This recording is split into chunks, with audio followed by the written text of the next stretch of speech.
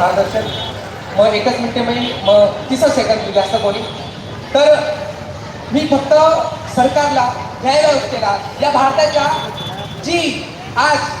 जी न्याय व्यवस्था चालवते जे राज्याधीश आहे त्यांना माझं एकच सांगणं आहे की हो आम्ही आदिवासी आहोत आदिवासीच आहोत आणि आदिवासीच आहोत आम्हाला आरक्षणाची गरज आहे माझा मायबाप माझी भगिनी माझा भाऊ माझा बांधव हा रात्री 2 वाजता 3 वाजता उठोडीसाठी जातो आणि खऱ्या अर्थाने आम्हाला आरक्षणाची गरज आहे आम्ही त्याचे भागीदार आहोत आज आम्ही रस्त्यावर उतरतोय उद्या रस्ता रोको करू परवा आम्ही जेल भाडं करू तेव्हा आंदोलन करू